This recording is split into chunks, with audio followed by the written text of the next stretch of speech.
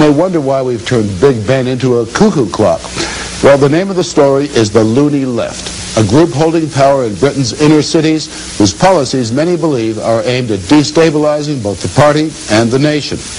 The party is the Labour Party, currently the opposition to Margaret Thatcher's Conservative government. That party has traditionally practiced middle-of-the-road socialism, but its current leader, Neil Kinnock, possibly facing a general election very soon, is also facing a threat by extremists that could destroy him and the Labour Party. Tonight we touch on just a few examples of what's concerning many Englishmen. Some are quite frivolous, some outrageous, some anti-American. All of them aimed at the next generation of voters. Hello everyone! The one is here! And so is the genie! Slave no more! I'm free! It is a production of Aladdin for schools in the London Borough of Brent. Aladdin rewritten with a new political message. Freedom now! Freedom is the one thing I like. The red flag flies where once the Union Jack flew on borough council halls in many of Britain's big cities. In London, for example, the loony or hard left now holds majorities on 8 of 12 borough councils. Immigrant areas with large Asian and African populations. People whose treatment by a succession of British governments has varied from indifference to outright racism. The loonies have taken these people's legitimate concerns about social justice and mixed them in with their own quite different agenda. They seem to take the moral high ground on issues of racism and nuclear war, on how to change a society, and what better place to begin than the beginning. An Aladdin with the theme of liberation may not offend anyone, but it is an example of how the hard left is determined to inject a message of politics into every working and playing moment of a child's life. But it also, implies that the girls are making coming out for themselves and going to college and, are as likely to achieve as the male members of the family.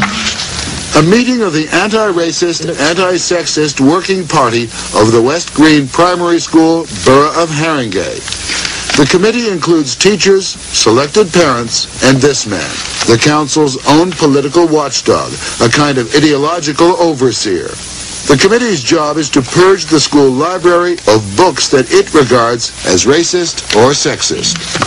And this is one of the examples. In this, the horse is black and the horse is uncontrollable. It kicks people and hurts people. It's always negative. It's not a white horse. But at the end, hold on a minute, at the end, I'm coming to the it. horse is wonderful. Yes, the horse is tamed. The horse is tamed by a quiet, little, passive, white girl who gives it sugar. It's a bit sexist because the girl does it by giving it sugar. She doesn't, tame it or overcome it the way a male She figure used might. her mind over the muscles. Yes. Or would you rather that Jennifer punched this horse between the eyes and she was so strong? I'd rather she had the choice. Yes, you have to undertake objective exercises like this. I don't think anyone at this table is saying it's easy, but it has to be done. I applaud the authority for having the courage to attempt that, to do that, because to me, that is the core of what education is about. It is about values. And what no longer has value in a number of London's inner schools are Snow White. The once beloved Dr. Dolittle is now an enemy of the children. So is Beauty and the Beast. Rupert Bear has been declared racist. And Thomas the Tank Engine has had his last run, derailed by charges of sexism.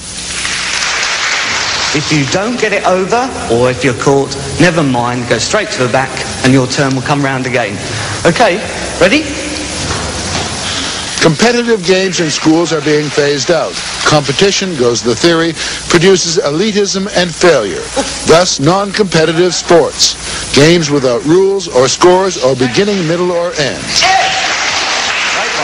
Winners, losers are out. Excellence is out. And so is at least one school principal who believed in it. Brian Dugan was principal of St. Jude's School in the borough of Southwark. The school excelled in sports and academics. When a number of Dugin students won scholarships, the Board of Education accused him of practicing elitism, and he was told in future to discard all scholarship applications. He wouldn't, and he was suspended. Did you feel that you were not being ideological enough to satisfy the authority? Absolutely, yes. This was the point. I either became more sympathetic towards the political aspects of education in London, or I resigned, and I chose to resign. Dugin has left to find work in Australia. Mfanwe Robson is also out. She is a 14-year-old high school girl in the borough of Camden. Her mother switched her school when she felt Mfanwe was being victimized by teachers with a Marxist view of history. One teacher was discussing the Cuban Missile Crisis. And he said the Russians had every right to send missiles into Cuba, because that was his personal view. And he told us that capitalists were stealing from the workers. Any other subjects politicized beyond history? Mathematics was. Maths isn't neutral, and it isn't culture-free, but is a product of the society in which it exists. It transmits the messages of that society, the political ideas of that society. Europe Singh was commissioned by the Inner London Education Authority to initiate non-racist mathematics. It is openly political. For example, in teaching percentages, the questions are phrased in terms of exploitation of the workers. There are people who gain from profit and people who lose from profit in society. You can't understand profit without actually centering it in a particular form of society. So beyond learning how percentages work, there is a social message, yes, or a political message. Yes. A maths paper, of all papers, recently set as a formal examination for all London schools the difference between spending on arms of the United States and the Soviet Union, showing an enormous increase in expenditure by the United States as compared with the Soviet Union. Carolyn Cox used to be a Labour supporter. She is now a Conservative member of the House of Lords, and she is concerned about the messages being sent in basic education. The whole message being that, of course, it is America that is leading the arms race and the Soviet Union that is rather sadly trying to defend itself. Another example, if I might just draw your attention, is this, again produced of public money for London schools, called Pieces for Peace. And on the front it has pictures of demonstrations. The bottom one has a placard saying, "American murderers, get out of Grenada."